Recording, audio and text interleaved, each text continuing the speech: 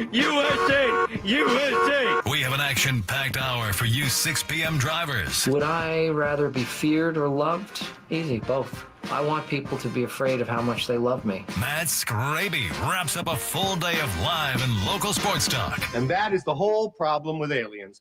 You just can't trust them. Occasionally you meet a nice one, but usually they turn out to be some kind of big lizard. The Skraby Show starts now on 97.3 The Fan. Hello and welcome into the Skraby Show for November 4th, 2025. Thank you so much for joining me tonight. We got a lot of stuff to talk about tonight. One very unexpected news item to talk about that I did not think that we would be talking about when I woke up this morning, but we are facing that, so we will talk about it. And it's not a good one. If you're just getting in your car, Yu Darvish is going to be out for 2026 with after getting UCL surgery on his right elbow. So he is not going to be an option for the Padres in 2026. But we will get to that in just a second. We also need to talk about some of the free agents, pitchers out there, and see if there's anyone out there that the Padres could scoop up to try and fill his place.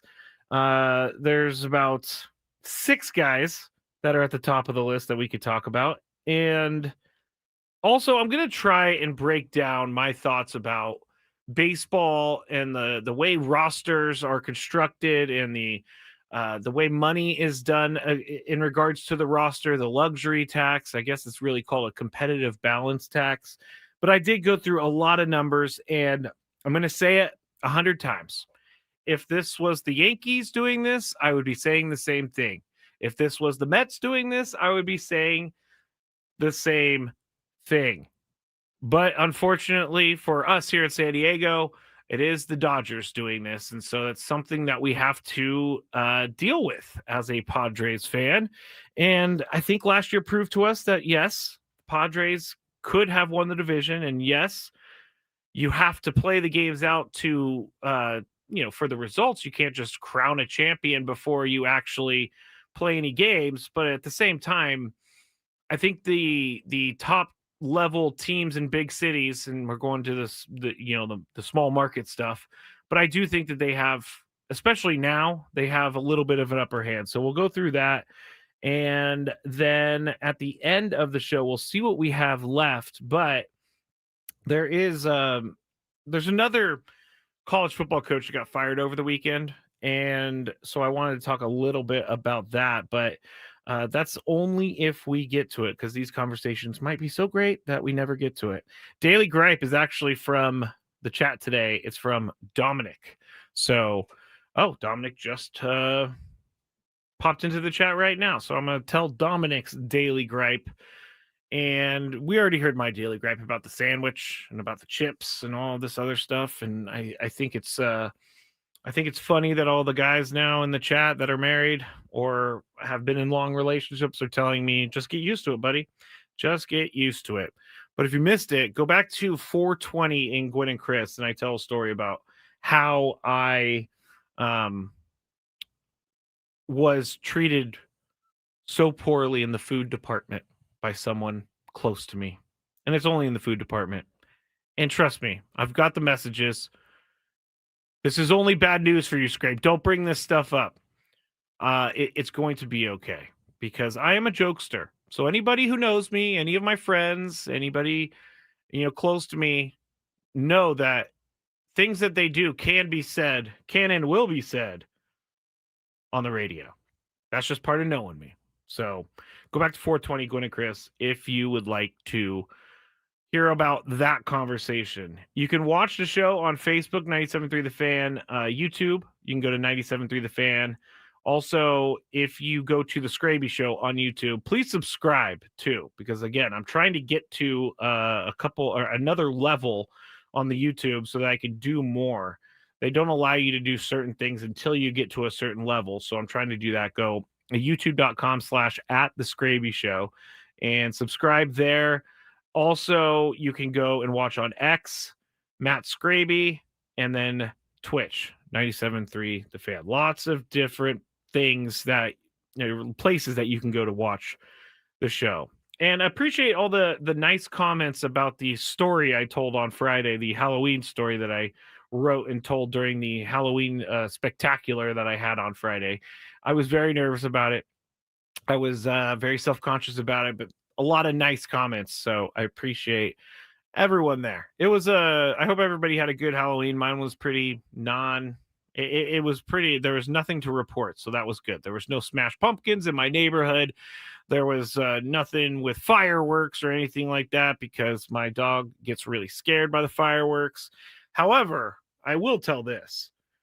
Lucky over the weekend and his cohorts, my parents' dogs, Kelly and Corky, yes, Corky, they decided, or I don't know that I don't know what exactly happened, but it was Sunday morning and I hear a ruckus in the backyard, and I'm going and I look out the window and I see the dogs running around in the neighbor's backyard.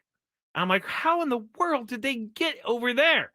So this is like 6:15 in the morning, and I get dressed, run outside trying to wrangle the dogs. Well, the fence that is up on the hill that we have, it is older. So it has been rusted and it does need to be replaced. But somehow the dogs knocked over the fence and broke it. And then they had like some sort of jailbreak into the other yard. And I gotta say, my parents' dog Corky, he's like a little mutt. He's like a Yorkie, Chihuahua, Pug, everything, Dachshund. He's everything. But he really enjoys making me chase him around the yard. And that was one of the most challenging things I think I've ever done in my life with an animal, because he was angering me so much that I was like to the point where I was just going to turn around and walk away and hope he ran away, because it was that bad. He kept, every time I went to go get him, he would run away from me. He thought it was some game, and then he would run into bushes, and then he would run in circles. And so I'm the idiot who's fallen in bushes on the hill and like stepping in mud that's on the hill. I'm in this neighbor's yard. So it was a lot. Dominic says, could you describe the ruckus, sir? The ruckus was a big, loud crash and then dogs barking at other people around the neighborhood because they were in a new area of the yards. Like, it was very frustrating. I mean, people who have kids, I'm sure, are frustrated all the time. And I know these are just dogs, but really, it was brutal. The ruckus was them knocking over the fence, jumping through bushes, barking at things, just doing all the things that you don't want your dog to do at 6:15 in the morning. On the chat, there's probably few scenes more wholesome and comical than an angry Skraby running in circles trying to catch his dog. I'm not going to disagree with you. I felt like an idiot at the time, still kind of feel like an idiot, but if someone was watching, I think they would probably laugh, including myself. If I saw someone up on the hill doing that, I would definitely laugh at them. Anyway, had to get that story off of my chest because it was a Sunday morning to forget. That is for sure. Also, the news that we learned earlier is something that I wish we could forget as well. Padres pitcher Yu Darvish underwent successful UCL repair surgery with an internal brace on his right elbow last Wednesday. So this has been almost a week now. But he is going to be out for 2026. The timeline for the recovery is about 12 to 15 months. And so he will not be available at all for the Padres next year. Now, my mind went in a couple directions first. And the first one is, man, this contract is not working out for the Padres. And I thought it was a interesting contract to begin with because you're giving a 36-year-old player a 6-year deal. So you're signing them from 2023 to 2028. By the time this contract is over, Yu Darvish would be 41 years old when he signed at 36. The thing about the contract is, I guess if you think about it, Yu Darvish is a guy who takes care of himself. If there's anyone who's going to be able to pitch into their 40s effectively, I think Yu Darvish would be one of those guys. I think that Yu Darvish is one of those baseball or pitchers that figures out how to get guys out as he goes through his career and reinvents himself. He's got so many different pitches, but at the same time, you gave a 36-year-old 6 years, $108 million. So he made $25 million in 2023, and then last year he made 16. 2024 he made 16 million. 2025, 21 million. And then this is like, I guess the good thing is that his contract drops to no more than $16 million over the last 3 years of the deal. I don't really understand this deal. And maybe it goes back to the conspiracy theory that they signed Yu Darvish because they were trying to get Roki Sasaki, or they're trying to get some of the players from the Japan Baseball League to want to come to the Padres. And so we know that Yu Darvish was a big part of that push for Roki Sasaki. Obviously, it did not work out with Roki choosing the Dodgers, but I think we have to look at this contract and ask questions, like ask why. It doesn't even really seem like this is something that AJ Preller would do. And I know that AJ Preller's name is on all of these contracts, but I think there are a lot of different there's obviously a lot that goes into offering these types of deals and deciding that that's the route you want to go down. So it's not all AJ Preller. And there's other contracts, the Xander Bogaerts contract. I don't know anything.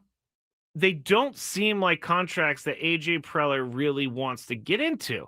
AJ Preller is a creative guy. He doesn't seem like he's going to be a guy who's just like, here's 10 years, $250 million to Xander Bogaerts or whatever it is. Again, I don't know that it wasn't all just AJ Preller, but I would have to think that there were people within the franchise pushing for these guys to be signed. Now, Xander Bogaerts, I don't think anyone thought he was ever going to live up to that contract. So I don't even really want to take the time to argue about it because it is what it is. It's not a great contract, but this one is something that is strange to me. It just doesn't happen all the time where you give a 36-year-old $100 million.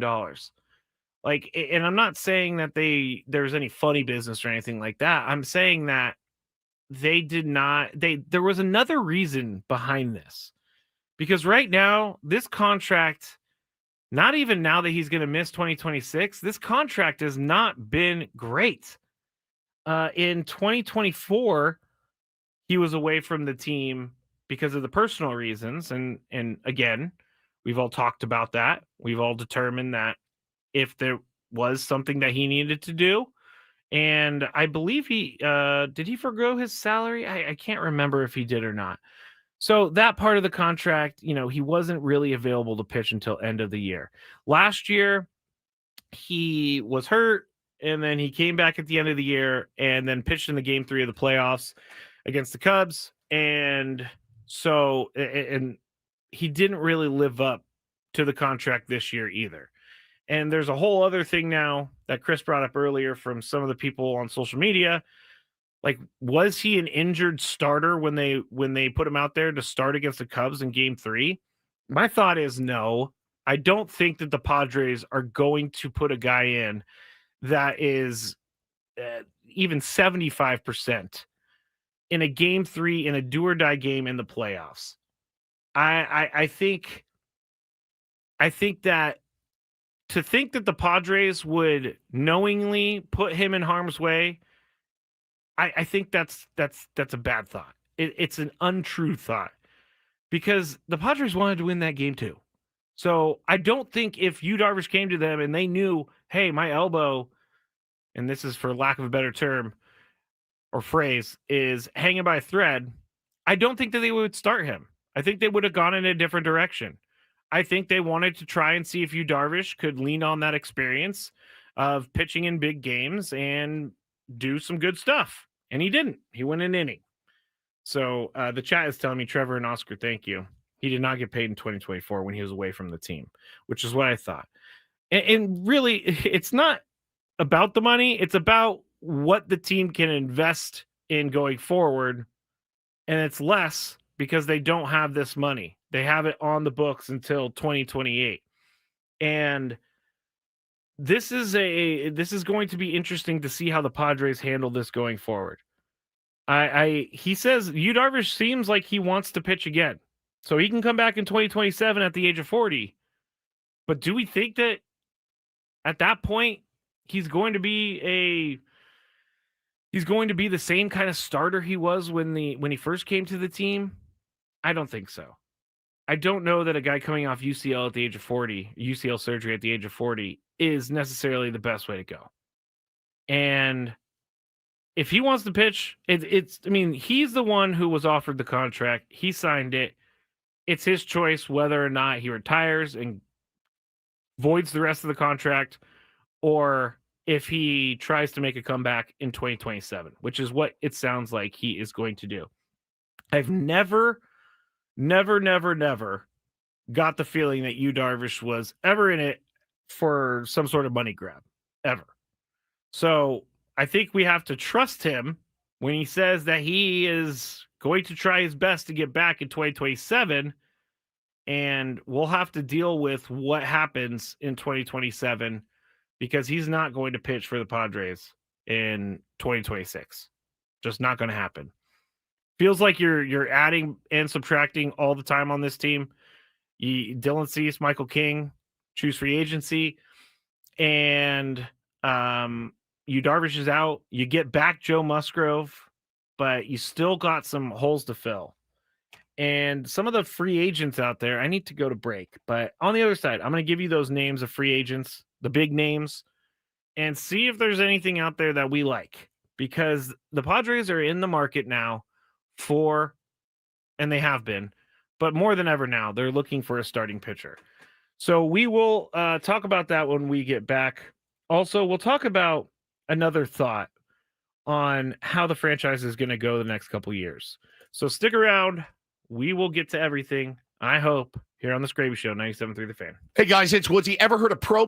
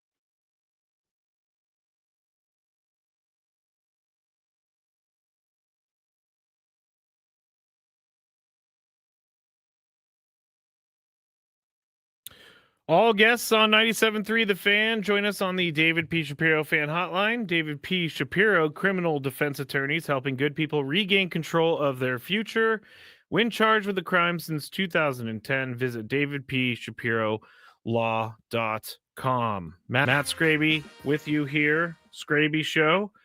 First of 3 Skraby shows this week. So we will have lots to talk about. Hopefully I get some more good news to talk about later in the week, but we're going to have to start with the bad news that Yu Darvish is going to be out for 2026. And, you know, we have to realize that the Dodgers won another World Series, but we'll get to that. And you remember that story I was saying at the beginning of the show? We might get to it. We might get to it. I don't know that we're going to get to it. So let's get back into the Yu Darvish conversation, all the tentacles that come off of that. And I guess the statement I wanted to make coming into this segment was about the team and about spending money and about roster construction. Like, we won't really know anything about the direction of the team until we know who owns the team and who is signing those checks. Tony and I were talking about this in the break. And we took the Twins, for example, because when and the Padres aren't selling or anything like that, but an owner wants to know when someone is looking to own a team, an owner wants to know what kind of debt they're on the hook for when they buy that team. And so this year, the Twins said they're going to sell the team. They sold off all their players. They decided not to sell the team, so they're still stuck with the team that they had. But a lot of people, same with the Nationals, a lot of people thought that the teams were shedding salary so that they could get an owner in there to buy it. So I know that's a completely different situation. But here with this team, there is, I believe there's still a court proceedings happening about who really owns the team and who Peter left the team to. So no one, right now, I can't say no one is in charge, but there's not a clear indication as to who is making the decisions and who is signing those checks. And I think in regards to, I think in regards to signing, I think in regards to signing big free agents, things like that, it might not be as easy as someone saying yes, because there could be different checks and balances within the organization with the lawsuit about who owns the team. So I think that the Padres are definitely going to be keeping their foot in the door and at least spending money to compete. I don't think that they're going to shed salary or anything like that, because they have told us all the time that they are really trying to win a World Series. And I believe them by their actions, because they have put out the money and they have put a product on the field that is one that could win a World Series. I know it's been a little disappointing over the years, but you can't fault them for not spending. They have definitely spent. But this whole Yu Darvish thing and how he's going to count for $16 million against their payroll next year, it hurts, because I don't know that an owner or someone who's signing the checks is like, we already got $16 million on the IL for the entire year. Do I really want to pay someone else $16 million on top of it? So now we're paying $32 million. Like, it doesn't really make sense to me in that way. Like, you don't want to add payroll, just add payroll. And so there's going to be a lot of interesting decisions that will be made. I believe the GM meetings are next week. So we'll have maybe some sort of indication as to where the Padres may start to go. And then you got the winter meetings in December. But I'm unsure of what the Padres will do this offseason. And when you're looking at some of the players out there, and granted, AJ Preller has found some gems here recently in Nick Pivetta and in Gavin Sheets. But when you're looking at some of the big name free agents that the Padres could go after, you're also looking at some big time price tags. And so according to Spot Track, the most valuable contract or projected contract this offseason for starting pitching is Framber Valdez, formerly of the Astros. He's being projected at $33 million a year. Shota Imanaga opted out of the Cubs contract, so he's being projected at $30 million. Ranger Suarez, $26 million. Dylan Cease, $26 million. Shane Bieber, $24 million projected. Michael King, $22 million projected. And I know that Michael King wants a longer-term deal. Probably, I would assume. Everybody wants to have job security. If he's projected at 22 and he's willing to take the 22, if the Padres extended him the qualifying offer of $22 million, then they would have him under contract for the year. It's only 1 year, though. So possibly, because he is a free agent, Michael King, a team could sign him to a 7-year deal. And if the Padres aren't into that, then they're going to have to say goodbye. But if you're looking for a big-time name pitcher, like, these guys are going to be very, very, very expensive. Very, very, very expensive. So I don't know that we're going to see a Framber Valdez in a Padres uniform or a Ranger Suarez. I can see them going with Dylan Cease again. I can. I know that that's not maybe the most attractive thing to fans out there because we've done the Dylan Cease thing, but I think Dylan Cease is a good starting pitcher who had a weird year, and if he does go to another team, I have a feeling that Padres fans are going to miss him because he makes every single start. He can go deep into games. He is a strikeout. What is the word I was looking for? A strikeout master. And another team will gladly pay him that money. That $26 million. Another team will gladly pay him that. So, again, there's a lot to figure out with the Padres. But the good thing is, and some people are going to roll their eyes, the good thing is they have a GM that is able to make things work when other GMs seemingly haven't made things work.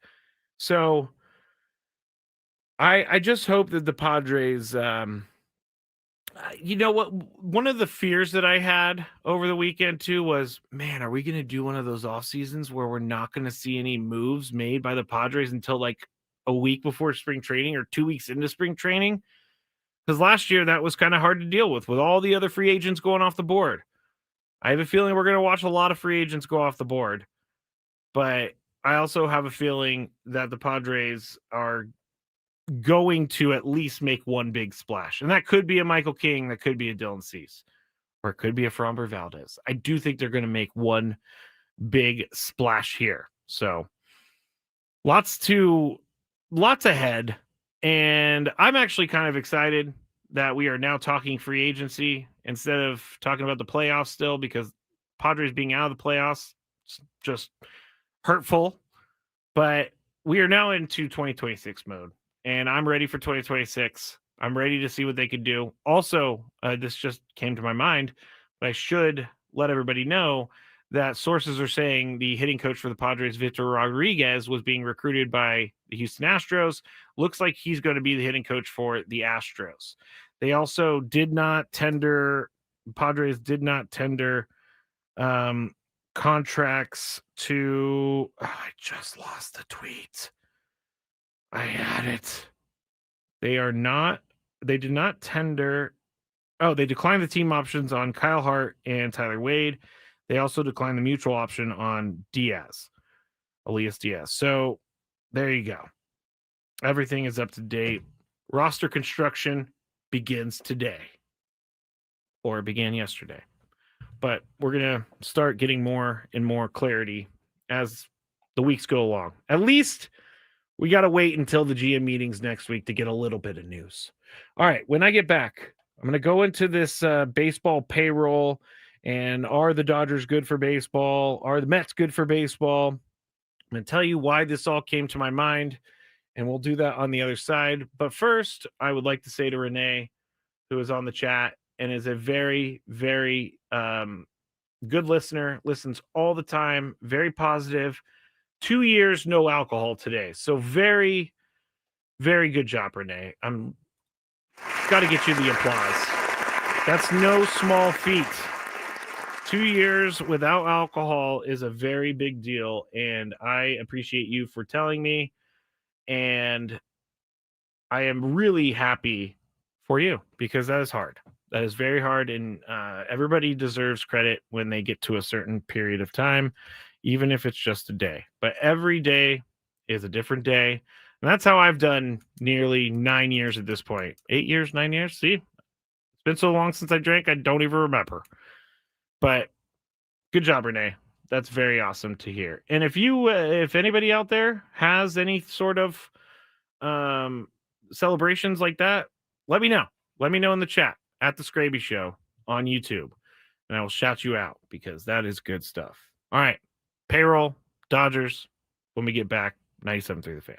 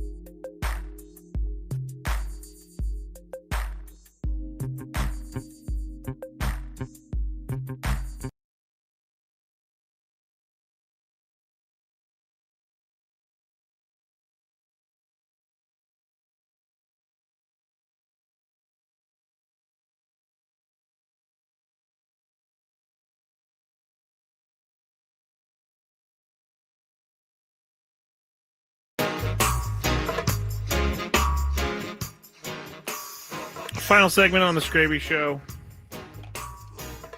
Again, if you'd like to go to my YouTube and subscribe, that would be amazing.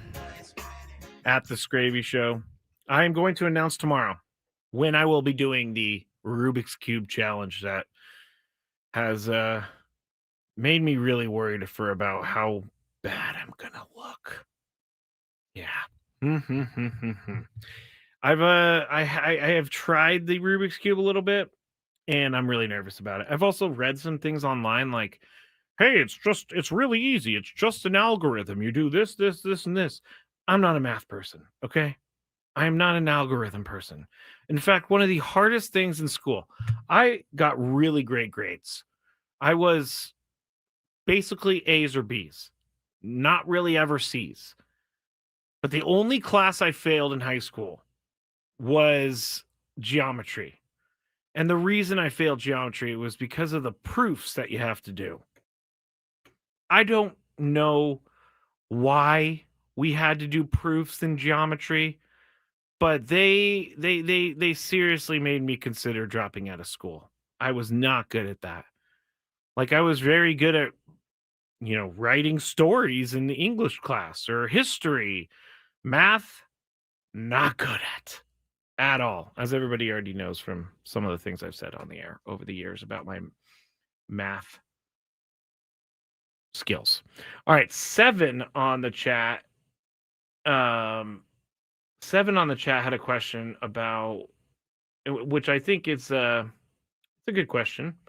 Cruise Schoolcraft won't be arriving until 2029. So basically, I believe what 7 is saying is like maybe they have some pitchers at the minor league level that they can use as a starter next year. Well, Cruise Schoolcraft is 18.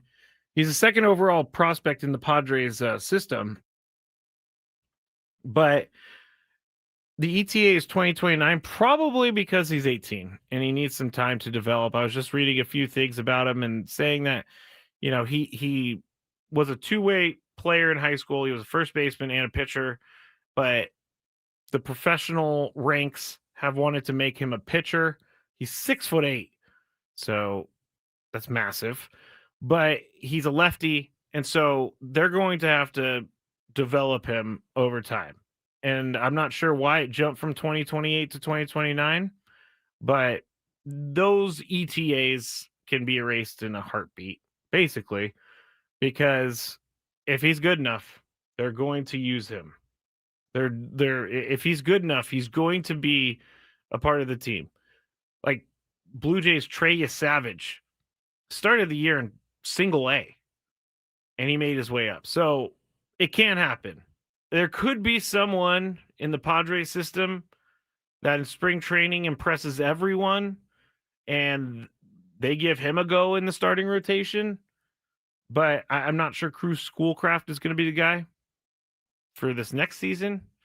But they do have some pitchers that are high up in their rankings, their prospect rankings, that could probably contribute here. Maybe not next year, but in the next couple years, because they're all very young. Like Cruz Schoolcraft, 18, Humberto Cruz, 18, Cash Mayfield, 20, Miguel Mendez, he's a little bit older, 23, but they're saying he could be up this year. So we're going to have to wait till spring training, but at the same time, you never know. Someone could come out of nowhere and be a contributor for the Padres in the starting rotation next year. Can't predict who that is. All right, I promise this. Let me just start by saying this once again. I would be saying this about the Yankees, Mets, Reds, whoever. This is not anti-Dodger. This is anti-baseball allowing this to happen. And this all started when I read something that Magic Johnson said about how he was having so much fun in Game 7. It was the loudest stadium he's ever been in. This is so great for baseball. And it is growing the game. I'm not going to lie about that. I can't deny that there is more international interest than ever. But I think at what expense? Because you're starting to see the disparity in baseball, the roster disparity, it's starting to get a little top heavy for some of the teams that make more money than other teams. And I need people to stop hiding behind it grows the game. Because at a certain point, it's not growing the game anymore. It's just stacking one team. And this, again, Dodgers, Mets, Red Sox, Yankees. It's not, it is growing the game, but you're also cannibalizing the fans that you already have, because fans here have been cheering for their teams for a long time. I've said this before and I'll say it again. I hate it when sports organizations, and it's now happening more than ever, I hate it when they turn their back on the people that got them there. And I feel like baseball, just like everything else in this world now, baseball only wants to make money. They do not care about roster or competitive balance is what I'm trying to say here. Bam says, but the 2 games to win, Jays just choked. I get it.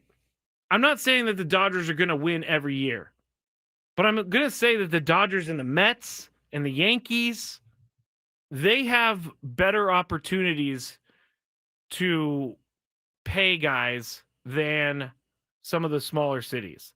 And again, you have to play the games. You have to play the games. And it's like the AI stuff that we are going through right now. I'm going to take a little different turn. Some, warn of the dangers of AI and video faking and all that, but some praise it as like the next major technological advance since the internet itself. But of course, this is just baseball. So it's this whole thing is a much less important and totally entertainment sort of way. Baseball people might think this is great for them now because national writers love this. They think this is amazing. They think that a team that paid $585 million to their roster this year is a great thing for baseball. The only people I think that think this is good for baseball in the long run are anyone who likes or works for the Dodgers or the Mets or the Yankees, because those are the teams that are really, they have a leg up on other teams. And I'll explain why. I went through all the different valuations for the teams, and I know the valuation is not straight cash, homie, but it does open doors. It does open doors. And when you look at what the Dodgers have done over the since 2021, the Dodgers in 2021 were worth $3.57 billion. In 2025, this year, and this is from Forbes in March, $5.8 billion. So they have increased their value as an organization, as a business. Oh gosh, here we're doing math again. By 2.2-ish billion dollars. And that's just in 4 years. On the other hand, 2021, the Padres were worth $1.5 billion, according to Forbes. In 2025, the Padres were worth, at the beginning of the year, $2.1 billion. So the Padres have only gone up in valuation $600 million in the 4 years. The Dodgers have gone up in valuation over $2.2 billion with a B. With a B. And I'm not mad at the Dodgers for spending all this money and doing what they have been doing. I'm mad at baseball because baseball has let this get out of control. And the competitive balance tax may have scared teams in the past. It does not scare teams anymore. And it definitely does not scare the Dodgers. The only team to pay a luxury tax bill in each year since 2021, the Dodgers. The only other team to do 4 of the 5 seasons, the Padres. They had to reset last year. So I give the Padres a ton of credit. I give them a ton of credit for, paying that luxury tax and trying to put a winner on the field, even if it's going to cost them a little bit more. But what I'm talking about with the luxury tax not being a deterrent anymore, since 2021, the Dodgers have spent $356 million just on a tax. The whole tax thing behind it is prevention. Like, hey, you guys go over the tax 3 years in a row, you're going to have to pay 50% of your payroll over the tax, and that's your big penalty. And then if you're over $60 million over the tax, then you have to pay it, like in your third season, you have to pay a 60% surcharge. This is not stopping the Dodgers or the Mets from spending money. This is not stopping them from doing that. This is not a penalty. This is a cost of doing business for them. And again, before Dodgers fans come at me, I'm not mad at the Dodgers. I'm mad at baseball for letting it get out of control like this. And the deferred contracts, all of that stuff. When your team is worth $5.8 billion, and I said this yesterday, the Dodgers already recouped, according to June Lee, they already recouped the $700 million that they spent on Shohei Ohtani last year, just in ticket sales, merchandise, and sponsorships from overseas. They're playing a different game, as KG said in the text. They're playing an absolute different game. And when I say valuation isn't tied to cash, valuation helps you get cash. So the Dodgers, if they want to pay next year another, what did they pay this year? Their tax bill for this year, $168 million. $168 million. You know how many teams? There's 12 teams that would be below the Dodgers in payroll for their entire team, not just the tax bill. So again, I'll give credit to the Dodgers for being willing to spend that money. I will. I give credit to the Padres for being able to do what they do. But when you have teams that are so different in how much they're worth and so different in how they can pull money, it's not a level playing field. It's not. The Yankees, I think the Yankees deserve to be trash talked. They are the most valuable franchise in baseball. $8 billion in the beginning of the 2025 season. They only spend 4.73% of their valuation on their roster. The Dodgers at least spent 10. The Padres spent 13.48% on their roster. So what I'm saying here is there doesn't need to be a salary cap. There needs to be a salary floor. Has to be. And I don't know what that number is. But when other teams are trying to sign these guys, instead of offering a contract and then the Dodgers just offered $20 million more, it will start to spread it out a little bit. Because when the Marlins are only paying $85 million for their players, when they're only paying $85 million total for their entire roster, that does not help baseball. So I'm as mad at the top of the list as I am at the bottom of the list. Because if you're not going to even try to lure some of these players to other places, then it's always going to be stacked in the way at the top. It's always going to be stacked for the guys at the top. That's why other sports have these salary caps. And I know that the CBA is coming up soon, and I'm coming to the end of the show, but I'm going to keep going. Sorry, Adam. Hopefully he's not listening. But I'm going to... I forgot where I was going because I said I was going to go somewhere else. That's a bummer. That's when you're not spending, you're not helping out the health of the league. And some of these guys that own these teams or some of these investment groups, all they care about is money. All they care about is money. And when a team like the Dodgers is paying $356 million over 5 seasons in luxury tax, that tells me it is no longer a deterrent. That tells me they know if they pay that, they're just going to make a boatload more money. I definitely think that a $2.2 billion rise in valuation in your franchise should tell you something about the health of all of the sport. The Dodgers, doing great. But when you can go out and get a bunch of cash and pay a bunch of luxury tax, and it's not a big deal for them, then it's no longer a deterrent to me. No longer. All right, I'm trying to find something on the chat because someone else said, let's see, someone else said that they had some time with no alcohol, and I can't find it. I'm really sorry. I tried to, but I believe someone said that they just celebrated a what am I trying to say here? Now they've extended the time, I'm just not saying anything. They were trying to say that they reached a goal with their alcohol or no alcohol. So very good on you. I'm sorry I lost that. What's annoying Skraby today? Let's find out. It's time for the Daily Gripe. All right, Daily Gripe comes from our friend Dominic from the chat. And Dominic said his Daily Gripe is, all right, I know this one too.